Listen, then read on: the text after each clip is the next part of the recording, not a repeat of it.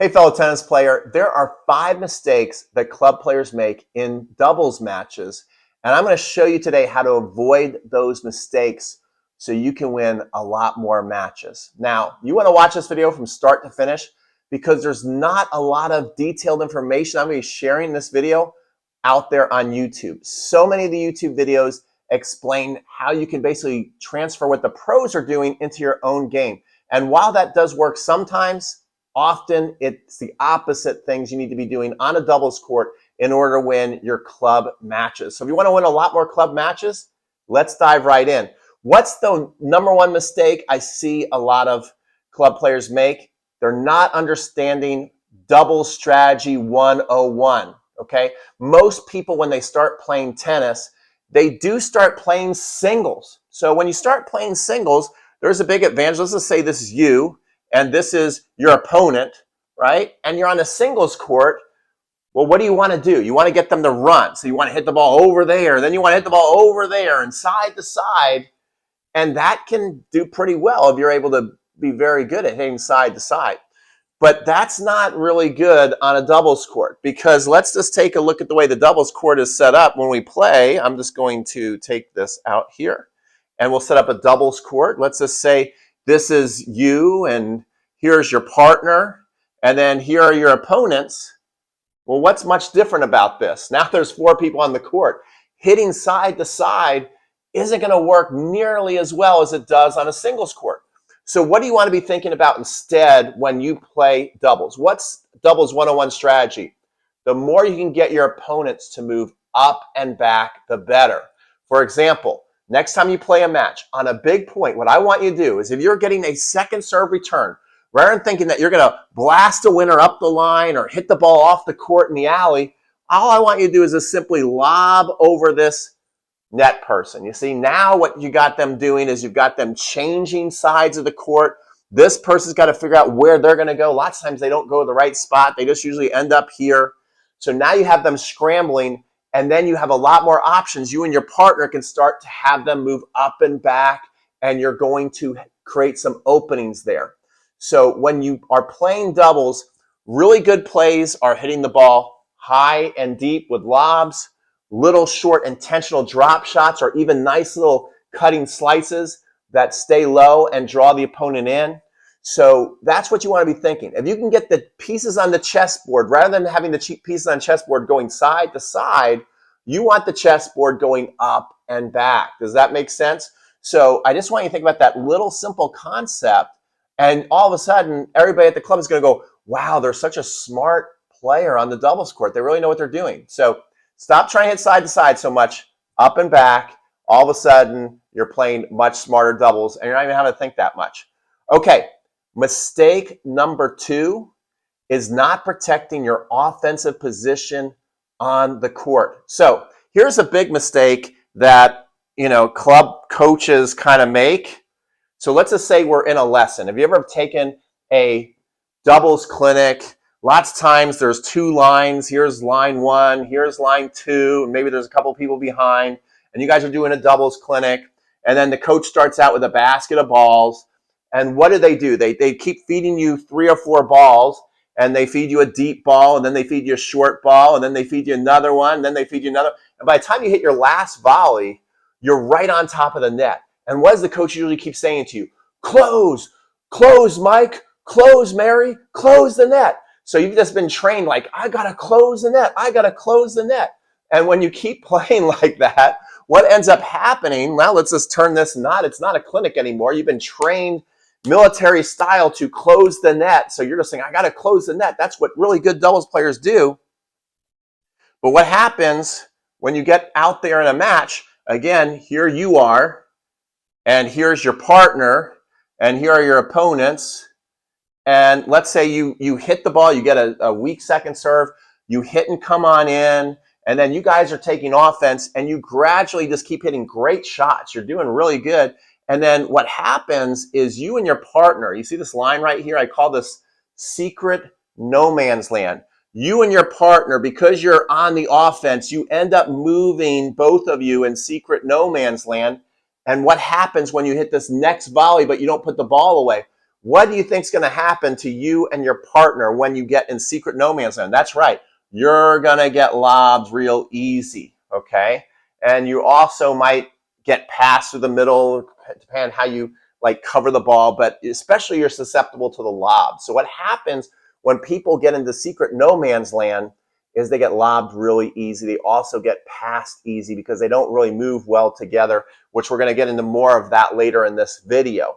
So what you want to do instead is you really do want to, and I know a lot of you guys don't like pickleball, and that's okay. I'm with you, but though it's not so bad. But anyway, some courts now will have a pickleball line right here, okay? Because they're trying to satisfy the tennis community and the pickleball community. So they're like, well, we'll put some pickleball lines on a tennis court. And I know you hate that, but let's start to embrace it in that it's kind of like your secret no man's land right there, that line. And if you don't have a line on there on your court, a pickleball line, then just imagine this line here. You got to really understand and imagine this line, because what you want to do, again, we'll have your partner here and you're here, you're the hero, and you're coming in and you're making all this great progress. You want to hit a lot of volleys inside secret no man's land, just like we want to hit a lot of approach shots and first volleys in the traditional no man's land, which is right about here. You want to hit a lot of shots in there, but we don't want to get stuck in there. So just like regular no man's land, you don't want to get stuck in secret no man's land. If we can hit 100 volleys inside secret no man's land, that's awesome. Okay, because that means we're playing a lot of great offense and we're moving up the court, but we just don't want to hit a volley and then stay there. You don't want to stay there. So when you get into secret no man's land, what you want to do is realize, okay, here's secret no man's land, and again, here you are. I'm not going to draw everybody else for the sake of time, and you're getting a volley, and let's say your opponents are right here, but you hit this volley and you just know, like, okay, I didn't put that volley away. So if you don't put that volley away, you've got to have those alarm bells, like I've got to get back into pole position, which is right about here, okay? You and your partner, and we'll talk about staggering later, but you and your partner kind of want to be staggered, but you don't want to be too far into secret no man's land. Otherwise, you're going to get lobbed, all right? So when you, especially if you're the person who's working their way up the net, it really gets dangerous when you get into secret no man's land. It's okay if your partner's just a little bit inside of it every now and then, but if you're the one who started back and you close too far into secret no man's land, especially when the ball's on the opposite side of the court, this is when you're going to get lobbed. So make sure that you hit a volley like, oh, I didn't put that away. Let me get back and get out of secret no man's land. I'm telling you, if you do this, you'll be amazed at how many high volleys you end up getting to put away, how many overheads you get to that you're currently getting lobbed because you just keep moving up the court. I see club players do this all the time, and I keep having to remind them, look where you're standing, look what you're standing, you're in secret no man's land, because they've kind of been trained by us coaches. So I apologize for that. Okay, let's get into mistake number 3 that club players make that cause them to lose a lot of matches. By the way, if you're watching this video and you like this video and you're still watching and you love dogs, you love my dog B2, like he's the best dog ever, and he wants you to like this video right now. So like this video. Okay, let's continue. Mistake number 3 is littering up the stat sheets with unforced errors. And let's talk about what the average club player does. Where are they making so many mistakes? We tend to make most of our mistakes when there's opportunities and we put pressure on ourselves to do more with the ball than we really need to. So here are the 3 areas where I see you making a lot of mistakes. Number 1, I'm just going to go SS, second serve, okay? You're missing when you're returning. You're missing too many second serve returns. Because a lot of people watching this video, I assume you are doubles players over 40. You're between 3-0 and 4-0. That's kind of the level I'm talking to right now. So if that's you, really listen up, because I run a lot of clinics and I see that when you get these second serves, what you do, what you think of is like, okay, my opponent over here, and I'm just going to keep the SS there. Here you are returning. Your opponent hits like these lollipop second serves. They're not very good. So in your mind, you're like, I should clobber them. They need to pay for this garbage they're serving up. And what ends up happening is that you end up overcooking it. You hit some long, you hit some in the net, you hit some wide, and you're just littering up the stat sheets with unforced errors. We don't want to do that. We don't want to, you shouldn't be missing any second serve returns, but you still want to stay on offense. So how do we do that? Again, think about what we were just talking about before. Tip number one is know your doubles 101 strategy. How do we win points? It's not by just clobbering balls and making them run. It's side to side. It's by making them move up and back. So the first play I want you to always run. If you go out there in the next 30 days and every match, you just start. First of all, you have to practice this so you're good at it. But let's just assume you get good at this. Let's assume you hit this shot and you're playing 4-0 and below, and pick the opponent you're playing that has the weakest second serve and start running this play. So here's your opponents, they're serving, here's your partner, and here you are. What I want you to start to do early in a match is when you get this second serve, I want you to hit a little chip return. We're going to hit it in the singles. So we want the ball to bounce in the singles. But if the second bounce can be somewhere in the alley or off the alley, this is a great return. And you're not going to miss it that often because all you got to do is chip. It's not a little touch drop shot. It's more of like a kind of a firm chip with a little bit of touch, like a hint of touch. So you're kind of hitting it semi-fast here. What's going to happen now is they're going to run out here. You and your partner, make sure your partner doesn't get too close in the secret no man's land, but you're going to be in a staggered position. So you're going to be right here covering the angles. And now look what's wide open because the opponent is now here. And now you have all of this ocean, you and your partner, to win the point. If this partner moves over to cover, what happens? Well, now this is all open, okay? Or you might be able to hit behind and through them or a little angle.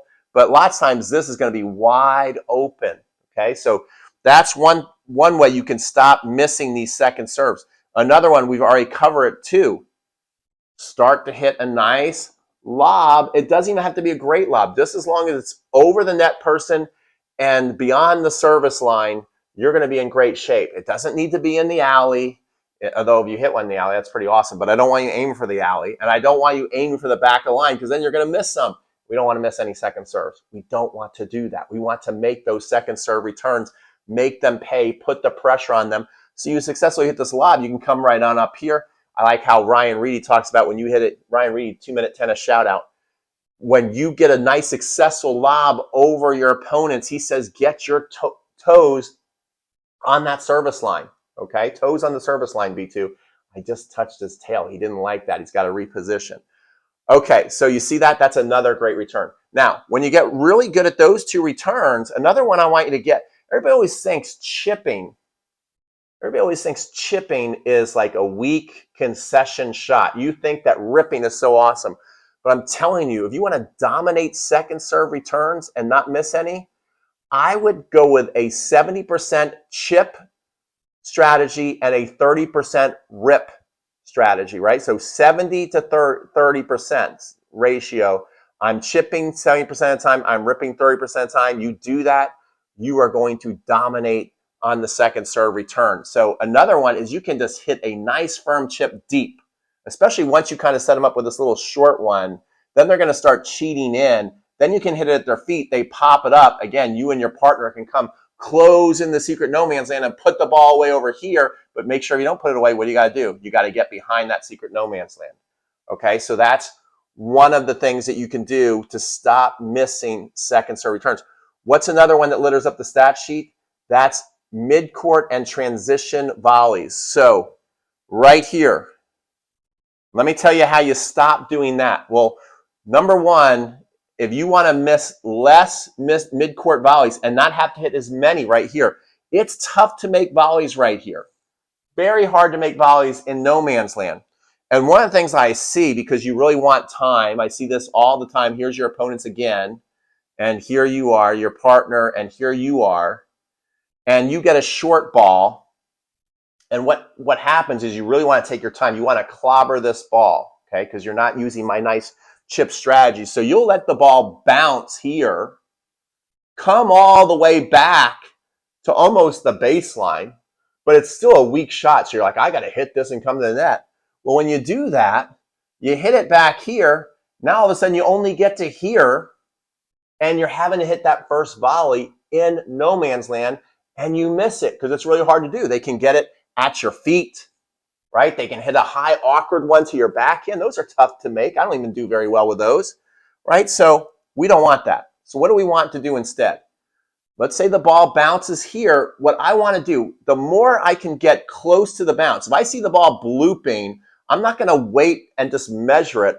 I'm going to start moving towards the ball, and then without rushing, right? We don't want to take it like right off the bounce where it's really challenging. We still want to do it in a nice rhythm, but as close as I can get to the bounce and hit, now I'm already in a good pole position for an easier first volley, which means I'm going to get to volley up, and they have to, I'm going to get the volley down, and they're going to have to pass up. That's what we want.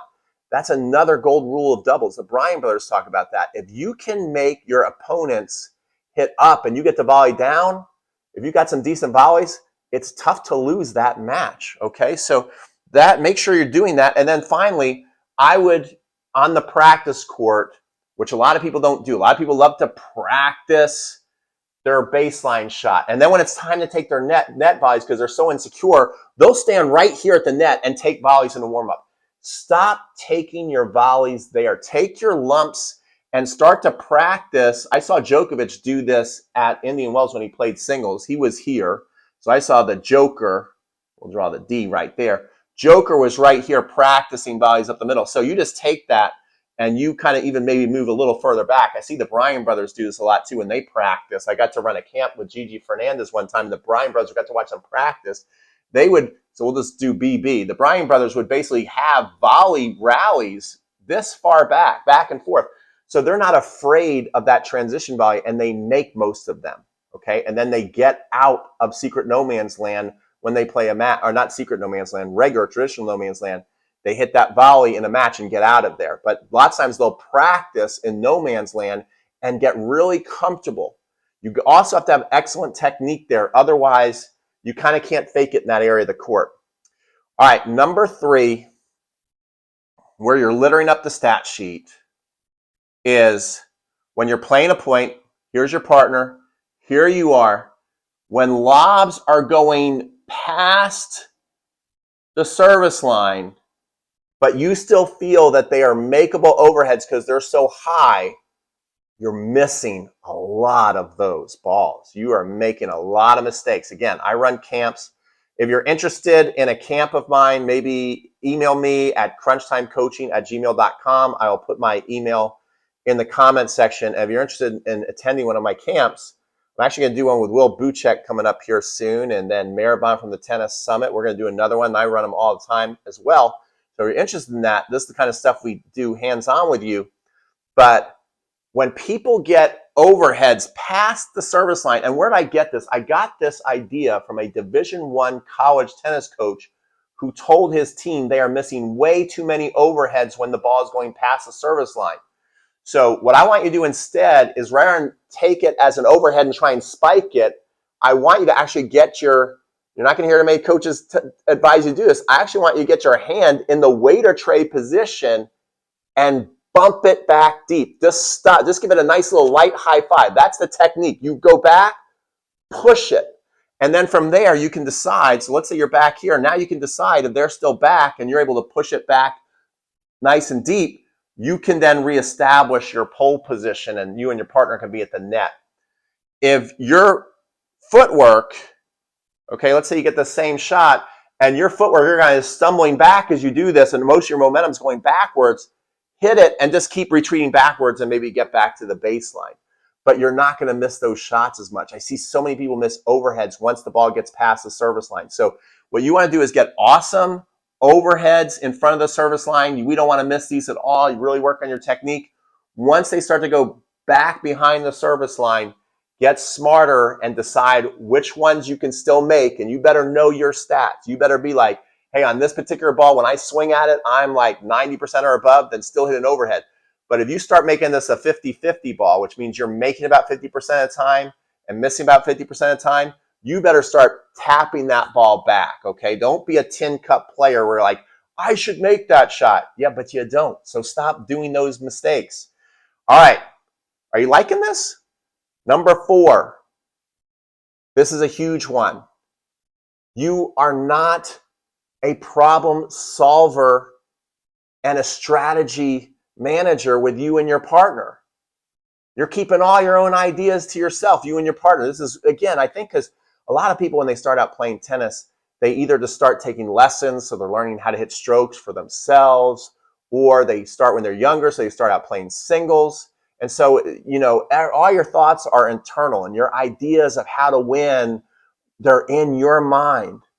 But what you have to start doing with your doubles partner is you have to start creating some strategies and really figuring out what you and your partner do well and what you and your partner are comfortable with and what they are uncomfortable with. You have to have these conversations. Otherwise, you're not a team. You're not a good doubles team. Now, the wrong way to go about it is to tell your partner, like, hey, I see this, and I think you should hit the ball here because, I played a lot, and, if you hit that shot, that's going to work for us, okay? And make sure you don't miss it. That's not good, okay? First of all, you're not making any friends that way. Even if they're not saying anything to you in your face, they're saying stuff behind your back like, oh, I don't like playing with them. They're super bossy. Don't put me with them again. What you want to do is something I learned from Mark Woodford. I got to play with Mark Woodford of the Woodies in a fantasy match, and it was awesome, okay? And I was super nervous, and what he did is he led by following. What do I mean by that? He was clearly the leader, 17 Grand Slam titles. It was me playing against, with Mark Woodford, against Rick Leach, who won 9 Grand Slams, and a college coach. So I was super nervous. And right away, Mark Woodford would go, hey, mate, where do you like to serve? So he'd ask me what I like to do. I'd say, well, I like to do this. Okay, great, go for it. He would then ask me where I wanted to return. Okay, I'm going to hit this cross court. Oh, great. Like everything was, what do I want to do? And when I made a decision, it was great. Then one time he said, hey, why don't you give this return a crack up the line and have fun? How powerful is that? What is he saying there? Go for it. And if you miss it, I'm not mad. You see how he was basically dictating the instructions, but I felt like I was leading. Well, I really didn't feel like I was leading. I just felt like, oh, this is like fun. Like this guy's super chill and he's asking me what I like. He's, kind of including me in the match, and he's so awesome, and this is pretty fun. So I was not nervous after about 2 points in the match. It was really, really a good time. Okay. Mistake number 5 that club players make that make them lose too many matches is messing up the poach. All right. So messing up the poach is a really tough one because what ends up happening, there's 2 things that end up happening usually on a poach. Well, there's a number of things. And if you want to learn more about the poach, right at this video as it ends, I have a poaching masterclass. So be ready for that. You can go in and go through that if you struggle with a poach. So here's the opponent who's going to return. Now here you are as the net player, and here's your partner serving, and there's the opportunity to poach, put that ball away. What ends up happening lots of times is, first of all, this player right here, yourself, you end up playing too far in the alley because you're always taught to like follow the ball, and plus maybe you're a little bit afraid of your partner hitting you. So now it's a long way to get to the net strap. That's the key. To be a good poacher, you want to be great at getting to the net strap. If you get to the net strap, you're basically covering a ball that's going to land all the way to here. So only balls out in the alley start to beat you, which you can't get to everything all the time. So if you can just get to that net strap, you're going to get to so much stuff and put a lot of balls away right here at that short to short target. So how do you do that? It's a whole footwork exercise where you basically want to take one split step up and then dart, okay? You should be able to do this in 2 moves. So practice that. If you feel yourself running to the net strap, if you can't do it in 2 moves, your footwork's not right. And like I said, in the next video, I'm going to cover that. So don't worry if you, I can't really show you here on the board exactly how the footwork works, but I can show you in the next video. Another thing that people do is that they go at different times at the wrong time. Some people go on the hit because they're taught, when do you move? You move on the hit. No, don't move on the hit, especially if they hit the ball good. This is where you're like, oh, I can never catch up with the ball. It's always gone. Like you're like, oh, there it goes. because you're going off the hit. That's not enough time. And then if you go too early before the hit, right? So if they're like setting up and they're, bringing the racket back and you go, like if they're bringing the racket back and you go, you've gone too early. They still have the time to where now they can steer it inside in and pass you. What you want to go is when their hip commits. You have to, obviously you have to feel this out. It's going to take time because you can't just be staring at their hip. You kind of have to feel the energy. But see, if I'm here and I'm a player, and as I get ready to do that, I've committed. And now if you go at that exact moment, you can get to that net strap real easy, and you can kind of do it in a rhythm where by the time the ball is hit, by the time you're there, the ball is right there for you, and everything happens like that, right? When you're good at poaching, it happens like that. There's not much pause going on in it. So there you go, guys. There is the 5 mistakes that club players make. You learn how to stop making these mistakes, you're going to be a much better doubles player. So if you like this video, like. If you are obsessed with tennis, if you consider yourself a totally obsessed tennis player, make sure you subscribe. And if you want to, again, have that master class on poaching, I got it somewhere right here. All you got to do is click on it, and you're off to the races. This is Pete from Crunch Time Coaching. Sign off. We'll see you on the next video.